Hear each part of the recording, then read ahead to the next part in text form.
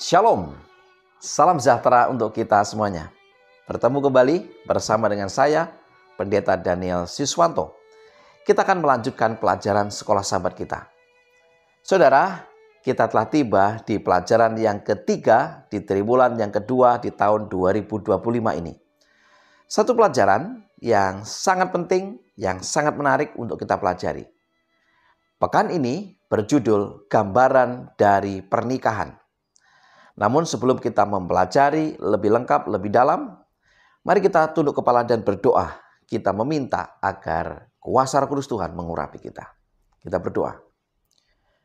Bapa di surga, Allah yang maha baik, sebelum kami mempelajari firman Tuhan, biarlah Engkau boleh mengurapi kami dengan kuasa Roh Kudus Tuhan, Roh yang akan menuntun kami kepada kebenaran, yang akan memberikan hikmat untuk mengerti dan memahami kami. Berkati pemirsa dimanapun mereka berada. Dalam nama Yesus kami berdoa. Amin. Gambaran dari pernikahan. Ayat inti terdapat di dalam Wahyu 19 ayat 9. Lalu ia berkata kepadaku, tuliskanlah, berbahagialah mereka yang diundang ke perjamuan kawin anak domba. Katanya lagi kepadaku, perkataan ini adalah benar, perkataan-perkataan dari Allah.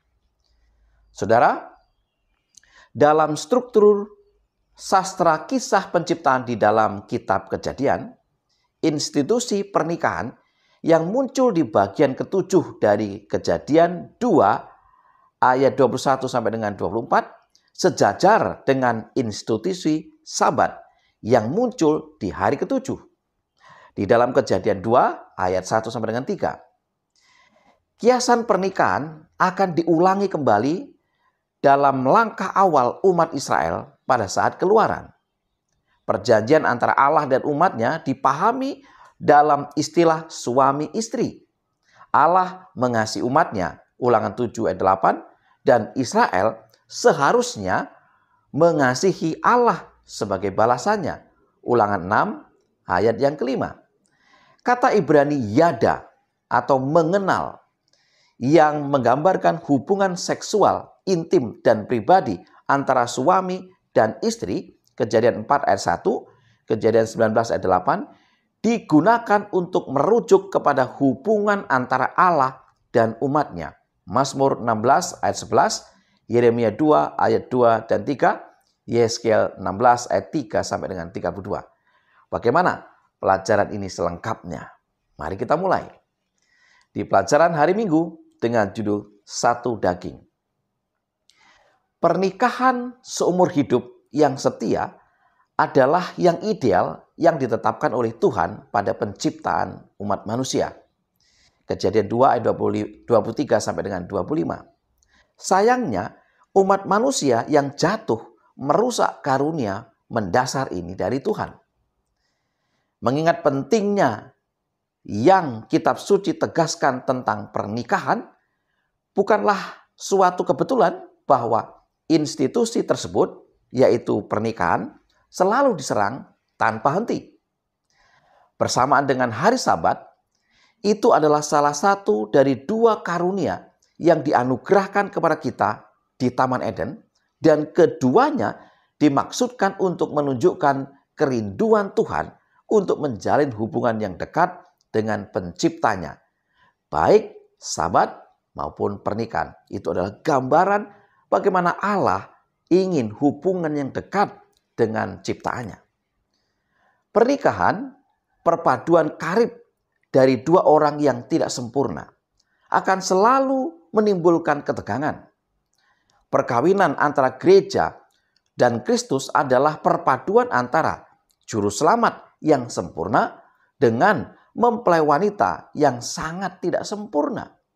Efesus 5 ayat 29 sampai dengan 32. Namun demikian, kita dapat belajar tentang kasih Tuhan dari apa yang ditawarkan oleh pernikahan yang baik. 3 prinsip untuk pernikahan. Mari kita simak. Yang pertama, ampunilah pasangan Anda. Betapapun tidak layak, sama seperti Kristus mengampuni kita, betapapun kita tidak layak. Yang kedua, terima pasangan Anda dengan segala kekurangannya, sama seperti Kristus menerima kita dengan segala kekurangan kita.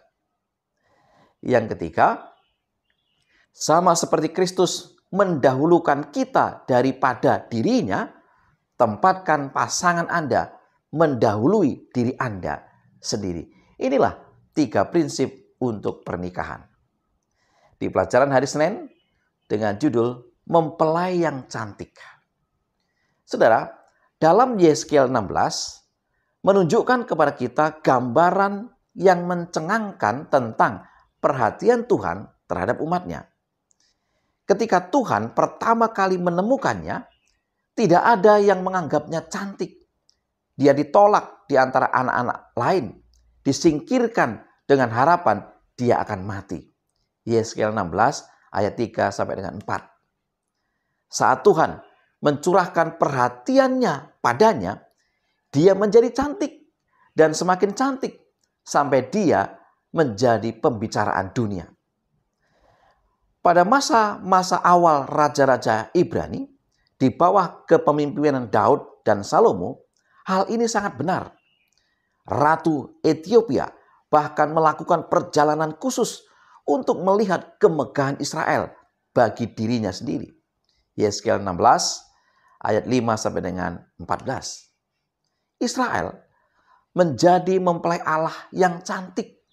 Tetapi itu semata-mata karena Tuhan telah menghujani dia dengan kemurahannya dan membuatnya seperti itu. Dengan cara yang sama, orang-orang percaya tampak cantik dalam ukuran surga, bukan karena apapun yang telah kita lakukan untuk mendapatkannya, tetapi karena kemurahan Tuhan, keselamatan yang telah Dia curahkan kepada kita. Saudara, kita cantik karena kita ditutupi dalam kebenarannya, kebenaran Allah sendiri. 2 Korintus 5 ayat 21. Kita diciptakan untuk mencerminkan kebaikan dan kemuliaan Tuhan. Yesaya 43 ayat 7. Tetapi ketika ciptaan Tuhan menganggap bahwa kecantikan mereka adalah milik mereka sendiri, kecantikan itu menjadi murahan dan masalah menunggu. Yeskiel 16 ayat 15 sampai dengan 52. Saudara, ketika kita berpikir bahwa ada sesuatu di dalam dan dari diri kita yang memberi kita kepantasan di hadapan Tuhan dan membuat kita layak akan kasih-Nya, waspadalah terhadap kesombongan rohani. Di pelajaran hari Selasa dengan judul Istri Pelacur Hosea. Permintaan Tuhan kepada Nabi Hosea mungkin menjadi salah satu tugas paling aneh yang pernah diberikan kepada salah satu pelayannya. Menikahi seorang pelacur dengan sengaja. Tetapi Tuhan sedang menggunakan Hosea untuk membantu kita memahami dari sudut pandang Allah sendiri, menyakitkannya dosa dan pemberontakan manusia. Hosea 1 ayat 2, Hosea 3 ayat yang ke-1. Alkitab mengungkapkan bahwa kesalahan Israel dalam perjanjian lama sebagian besar akan diulangi oleh gereja perjanjian baru Kristus. Mereka membawa praktek-praktek penyembahan berhala dari bangsa-bangsa tetangga ke dalam umat perjanjian Tuhan. Pada awal abad keempat, gereja Kristen merasakan satu potensi keuntungan, merayu Kaisar Roma Konstantinus dan mengundangnya untuk mulai menyelesaikan perselisihan gereja.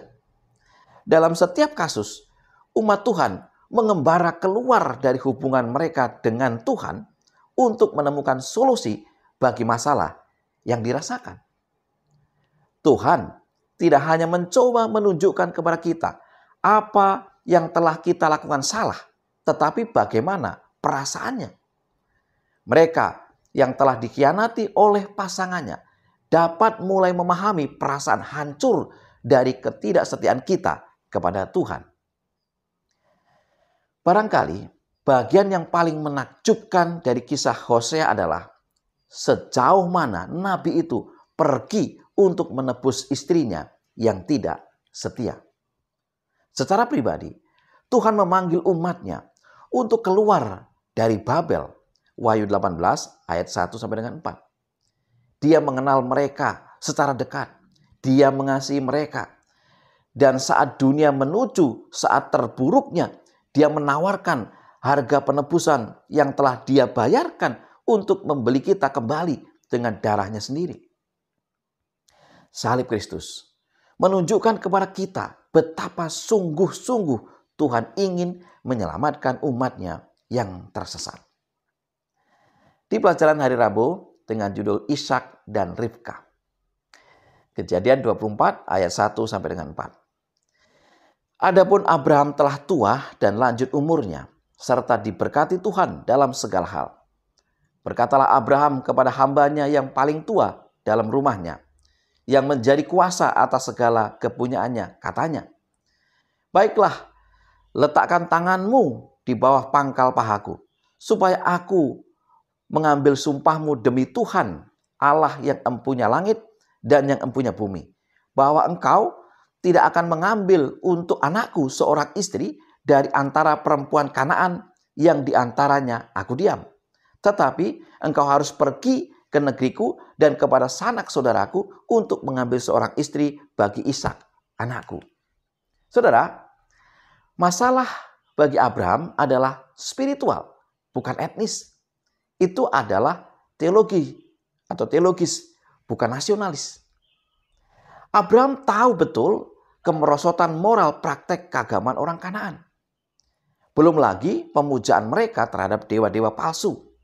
Dan dia tahu betapa mudahnya putranya jatuh ke dalam praktek-praktek ini jika dia menikahi dari antara mereka.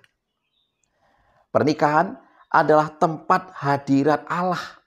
Oleh karena itu, pernikahan Ishak dan Ribka menunjukkan sejumlah elemen instruktif yang mencerahkan pemahaman kita tentang perjanjian Allah dengan umatnya. Banyak cerita tentang Israel kuno dan bahkan tentang gereja Kristen selama berabad-abad telah menjadi kisah di mana umat Tuhan yang seharusnya bersaksi kepada dunia malah terjebak di dunia dan dalam ajaran-ajaran serta keyakinan religius yang salah. Saudara, sebagaimana Ribka memiliki kebebasan untuk memilih apakah akan pergi untuk menjadi istri bagi Ishak atau tidak. Kejadian 24 ayat 57 sampai dengan 59. Demikian juga kita atau jemaat atau mempelai wanita memiliki kebebasan merespon akan kemurahan Tuhan. Lepas dari semua keberdosaan kita yang telah terpisah dari Sang Pencipta oleh dosa, namun kita masih dianggap sebagai pengantin yang tepat baginya. Meskipun melalui pilihan-pilihan kita dapat membuat pernikahan menjadi lebih bergejolak daripada yang seharusnya. Hati-hati dengan kebebasan memilih yang kita miliki. Di pelajaran hari Kamis dengan judul Pelacur itu diadili. Wahyu 19 ayat 1 sampai dengan 2. Kemudian daripada itu, aku mendengar seperti suara yang nyaring dari himpunan besar orang banyak di sorga. Katanya, "Haleluya, keselamatan dan kemuliaan dan kekuasaan adalah pada Allah kita. Sebab benar dan adil segala penghakimannya. Karena ialah yang telah menghakimi pelacur besar itu, yang merusakkan bumi dengan percabulannya. Dan ialah yang telah membalaskan darah hamba-hambanya atas pelacur itu." Pelacur besar itu yang melambangkan gereja yang berzina atau tidak setia, yang merusakkan bumi dengan percabulannya, Wahyu 19 ayat 2, pada akhirnya akan menerima penghukuman dari Allah. Ketika dunia kita mencapai titik di mana hati telah mengeras cukup dalam, sehingga tidak akan ada lagi pertobatan, tidak ada gunanya melanjutkan sejarah dan membiarkan penderitaan dosa yang tak terkendali berlanjut. Meskipun ada patah hati atas yang terhilang, mereka yang telah menderita di bawah dispensasi dosa dunia ini dapat merayakan bahwa itu akhirnya berakhir dan bahwa dunia sedang dipulihkan seperti yang awalnya dirancang oleh Tuhan. Kali ini tidak akan ada yang berpaling dari Tuhan karena kita telah belajar dengan cara yang sulit bahwa Tuhan adalah benar tentang kehancuran yang diakibatkan oleh pemisahan diri kita darinya. Saudara, Kristus merasakan sakit yang tak terbayangkan ketika umat manusia menolak Dia dan memberikan kasih sayang yang adalah miliknya kepada dewa-dewa lain. Namun, sekalipun demikian, Dia menyerahkan dirinya untuk kita, membayar dalam dirinya atas perselingkuhan dan perzinahan kita. Sehingga jika kita bertobat dan berpaling dari hal itu, kita memiliki janji akan hidup yang kekal, tinggal bersama-sama dengan Tuhan kita selama-lamanya di langit yang baru dan bumi yang baru. Wahyu 21 ayat 1 sampai dengan 4. Saudara, sebagai kesimpulan pelajaran sekolah sahabat kita saat ini. Yang pertama, pernikahan seumur hidup yang setia adalah yang ideal yang ditetapkan oleh Tuhan pada penciptaan umat manusia. Yang kedua, orang-orang percaya tampak cantik dalam ukuran surga bukan karena apapun yang telah kita lakukan untuk mendapatkannya, tetapi karena kemurahan Tuhan dan keselamatan yang telah Dia curahkan kepada kita. Yang ketiga, salib Kristus menunjukkan kepada kita betapa sungguh-sungguh Tuhan ingin menyelamatkan umatnya yang tersesat.